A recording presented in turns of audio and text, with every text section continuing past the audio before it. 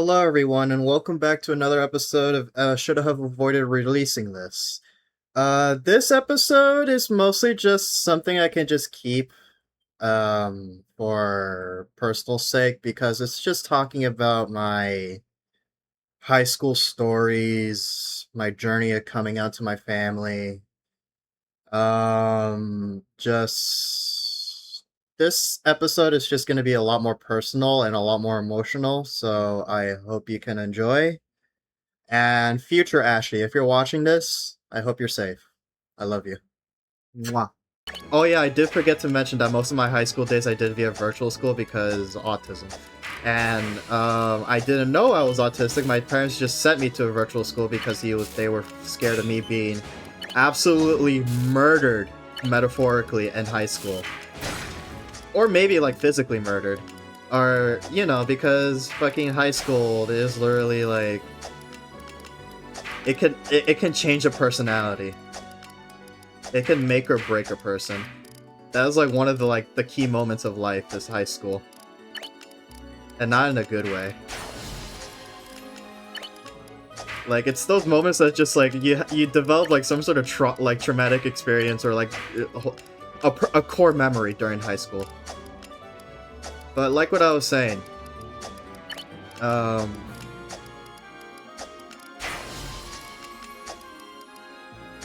fuck.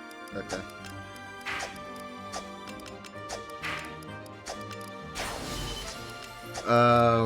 Like what I was saying, there's like I was so bored during virtual school. I had no friends because who wanted to hang out with the autistic kid? And I only had like one friend, and he started to get sick of me. I didn't realize I was just too stupid to catch social cues because autism. And I didn't realize I was actually autistic until I turned 18.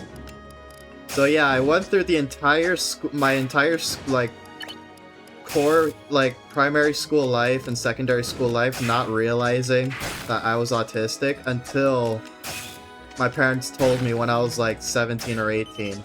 So for the longest time I thought I was just simply stupid. I was just stupid. And honestly, I am pretty stupid, but now I have an excuse to be stupid. But yeah, that was certainly a time. And some about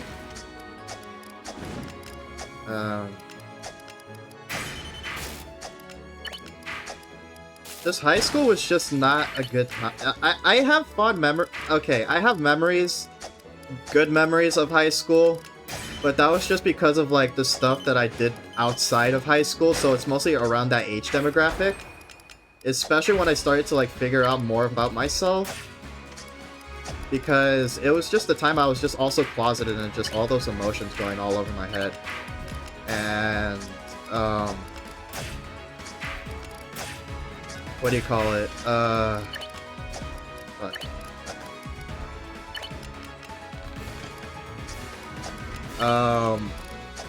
Those emotions kind of got all over the place. Like, that was like when I had the courage to tell my parents that I am gay.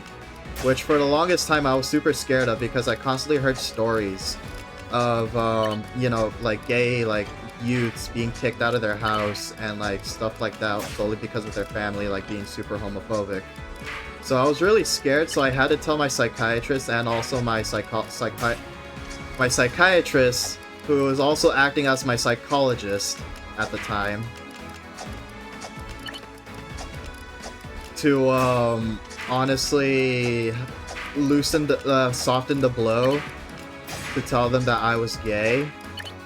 And honestly, it still blew my mind because like when I walked into the room after telling my psychiatrist to tell my parents, basically, they were extremely just like, I don't know how to say this, but they were just had the face of just like, we knew this, we already know, we were just like, I don't know, where we're still happy for you type of thing. And it's just like, I'm still super grateful that they accept me for who I am. But it's also the case of just like,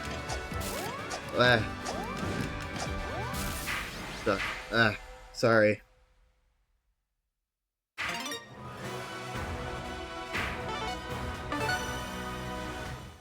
I'm still super grateful for them. It doesn't matter how many times I argue with them. It doesn't matter how many times I... Like, heck, I even try to come out to them as trans.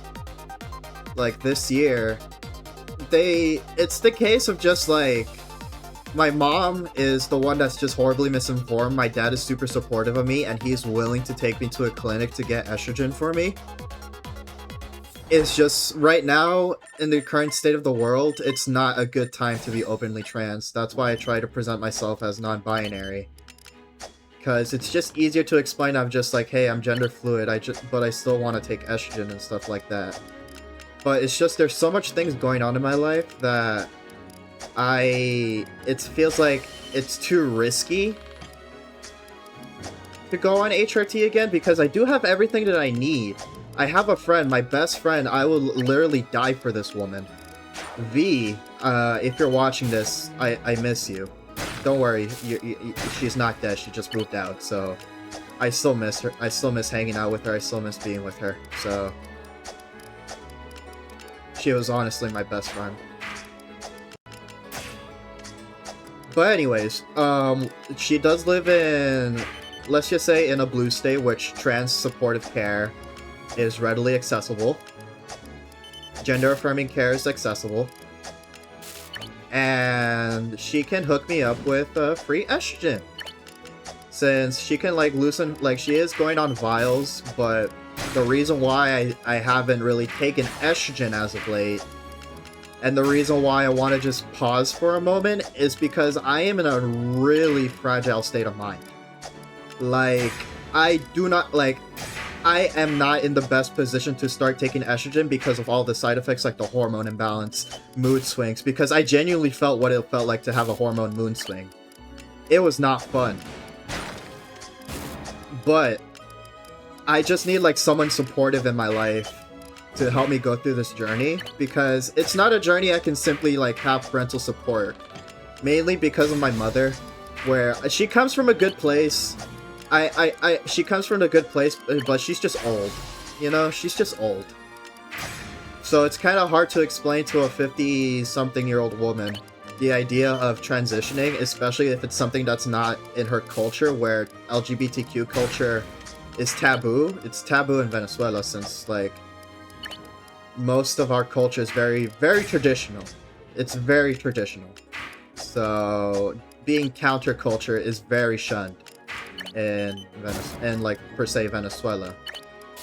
So, like, it's socially shunned, if that makes sense. While, like, here, it's kind of just normalized. Not necessarily normalized, but, like, most people just choose to ignore it. The sense of, like, hey, you have the freedom to express yourself type of thing. Over there, it's more of a taboo, where, like, you can get into, like, somewhat deep trouble, especially, like, when Chavez came into power, but I don't know. But explaining to her that my mom, I love her. I love her a lot. We may get into arguments from time to time, but I also just forgive her.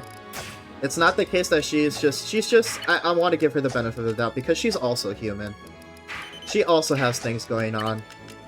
She can't read my mind, and I can't read her mind, so communication is key. So, what do you call it?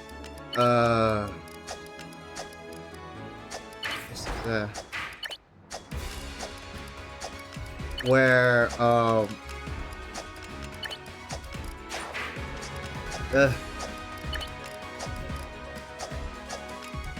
I really want to, be...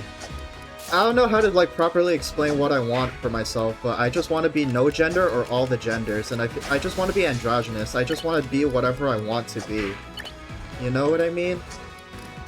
Like, who cares about gender norms? Let me wear skirts, let me wear jeans, let me dress what I want, let me just be who I want. You know? So that's why I just take the moniker of gender fluid, but I still try to, like... It's also the case of just, like, trying to find work and all that stuff. It's gonna be difficult if I try to, like, go the full 10 miles. Especially in my home state. But...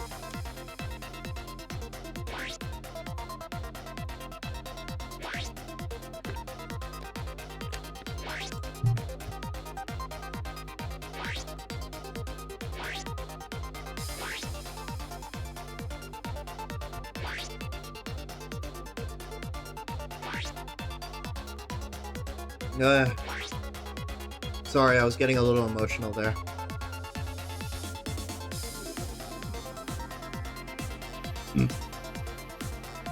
Uh,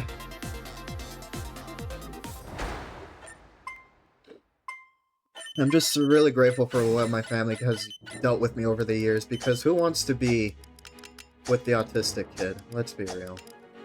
I wouldn't be with the autistic kid either.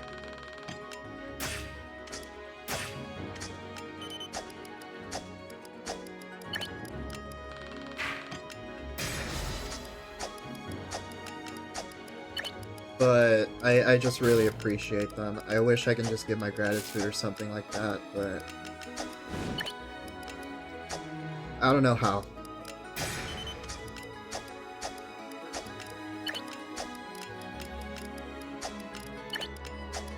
And like, I just want to also just tell them I'm sorry for just being a horrible child.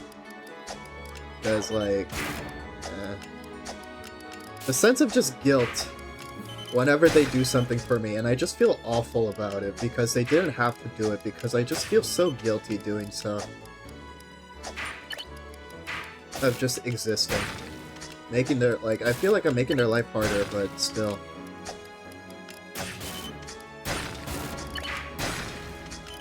I just don't know how to properly explain this, but I love my family. I wish there's an easier way to just show my gratitude. You know? Just, I don't know how to, like, properly convey it. Because I feel like I'm just fucking up all the time.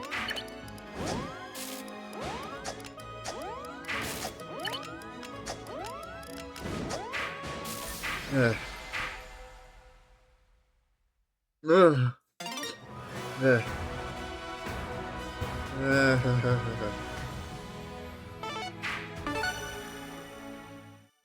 Sorry, chat. I'm so sorry. I'm so sorry.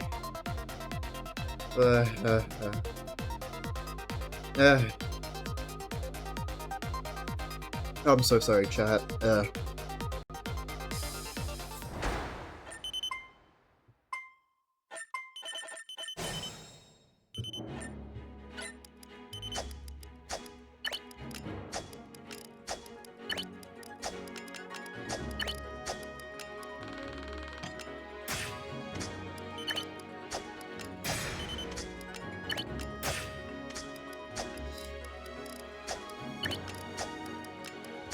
Hi Nala, how you doing? We're just playing some Tetris. I just feel like just in the zone gaming where I can just talk while I'm just like playing the game. You know what I mean? Low interaction, I can just turn my brain off and just play Tetris. You know? But hi, yeah. You caught me at a really bad time. So, you missed story time. You missed story time where I just want to say I'm just super grateful for my family and they dealt with all my bullshit. And, it's kind of hard to explain my gratitude, and I feel awful about it. You know? And I just feel like I'm not doing my best. Yeah. Because I was just talking about the story of just like how I came out to them as gay. And then like as of recently, I tried to come out to them as trans. And honestly, the last person I thought that who would be supportive of me is my own father. I am super grateful for him. I would actually like die for that man. Like, I wish I could just show my gratitude to my dad the most. He taught me everything I know, and like, yeah.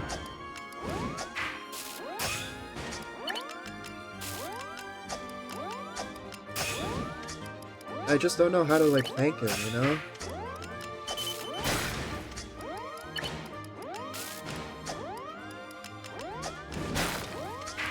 Sorry, I'm crying right now. I'm just sorry if this is not the type of stream you're looking for, but I just want to just open up a little bit.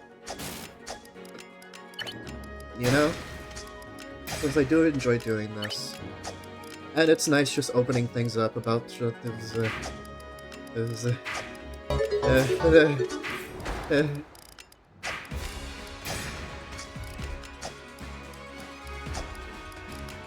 thank you so much.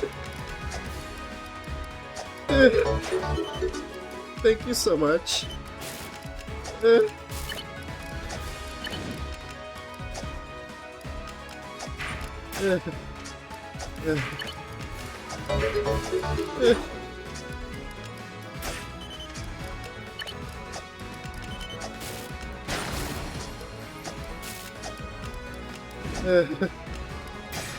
I'm shaking.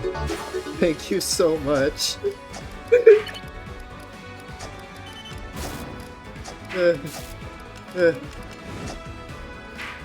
I'm shaking.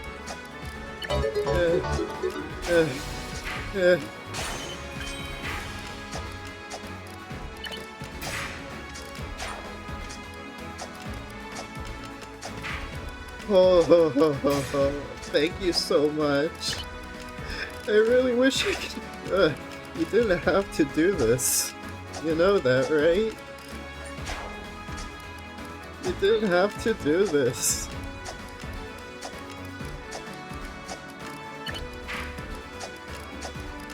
Uh, uh.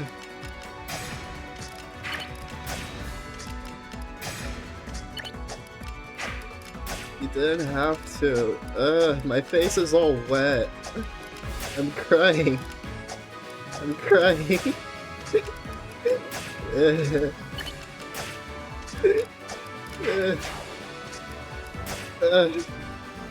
Oh. Oh my god, I'm shaking and I'm crying. Thank you so much. Uh,